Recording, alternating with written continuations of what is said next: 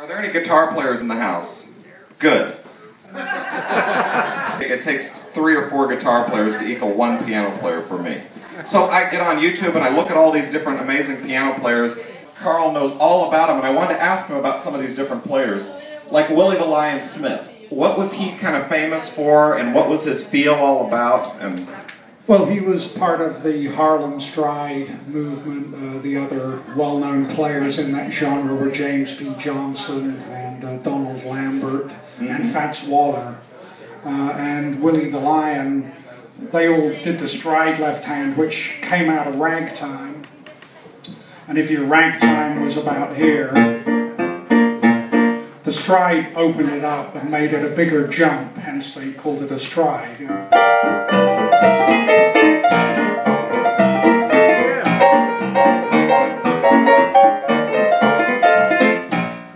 That kind of thing. So Fats Waller was in that same kind of a style? Yeah. And they had all these things like they called the cutting contests, when they had the 2 pianos and they would duel back and forth, and it was all primarily in that style of piano. Well, yes, I mean, I wouldn't be out of the question that they did it in other styles too. Probably some of the boogie-woogie guys did it, although having read what I have about the boogie-woogie guys, it seemed like they weren't such smart asses about it. They were sort of happy to just play their thing and get along with each other, whereas as the stride thing, it definitely, even between friends, it was part of the whole thing was trying to show up the other guy. Yeah. So what the boogie-woogie style of playing, who were the prominent names in that field, and what is that all about? Well, in the golden era, which was the late 30s through the swing era, basically, it was Albert Ammons, Pete Johnson, and Meadlux Lewis. They were the big 3. And before that, the first wave of boogie in the 1920s, before it had really been discovered by a white audience, that was folks like Pinetop Smith and Cow Cow Davenport and Speckled Red. Some of them lived a long time. Somebody like Speckled Red, he was still playing in the 1970s and going over to Europe and such. So some of them had a little kind of bump in their career at the end. Can you show us kind of that left-hand boogie-woogie thing that makes that? Well, yeah, they call it 8 to the bar. You know, your ragtime's 2 to the bar, like 1, 2, 1, 2. And then swing would be 4 to the bar, you know, 1, 2, 3, 4, 1, 2, 3, 4. But the boogie-woogie was 8 to the bar, 1, 2, 3, 4, 5, 6, 7, 8, 1, 2, 3, 4.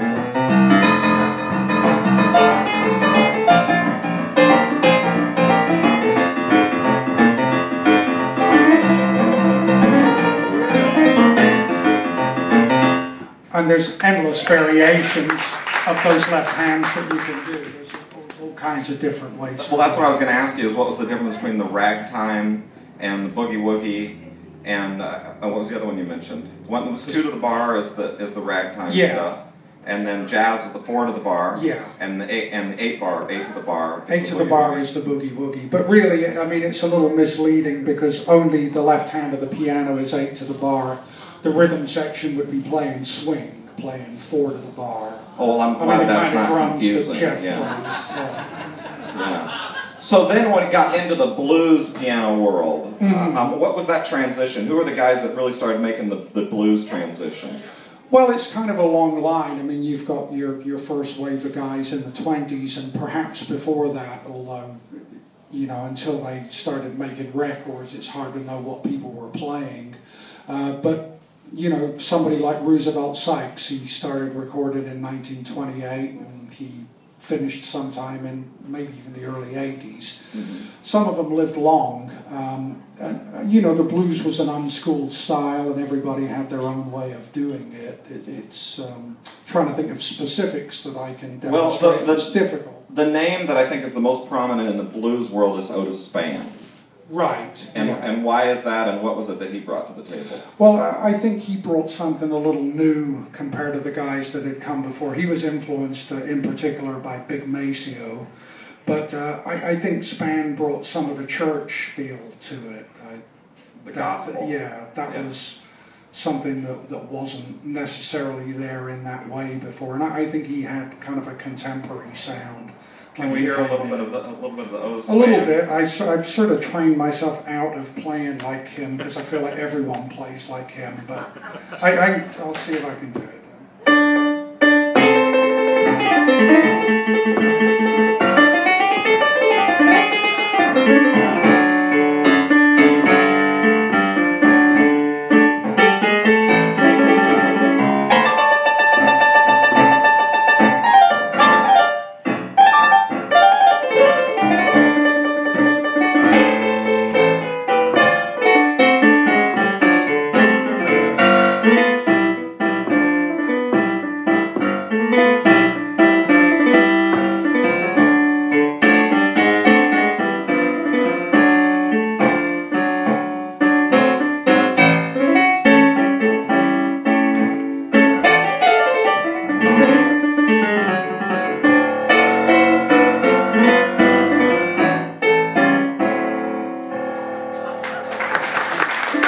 Good thing you don't do that.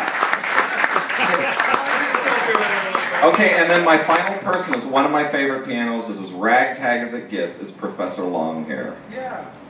Tell us a little bit about Professor Longhair. And well, he was down in New Orleans, so he was kind of influenced by those, I guess, Caribbean rhythms that were prevalent down there. But I think he also liked people like Jimmy Yancey that did the habanero basses, these kind of things.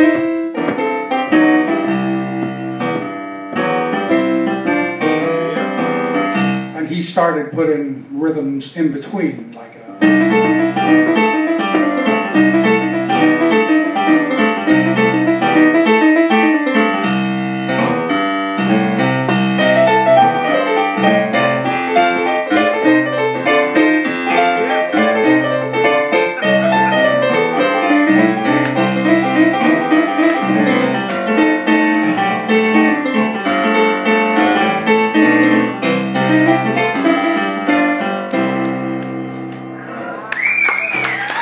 Now, you host a radio show also. I do, yes. Tell them about your radio show. Well, it's on right now, I think. How am I doing it? Magic. It's magic. It's Friday nights at 7:30 on KCBX, and there's other stations that it comes on. But yeah, KCBX, and it's called the Rhythm Retrospective. Sometimes, well, actually, I never go in the studio. I make all the shows at home, and that way I can do weird and wonderful things with them if I have time. Ladies and gentlemen, Sonny Leyland.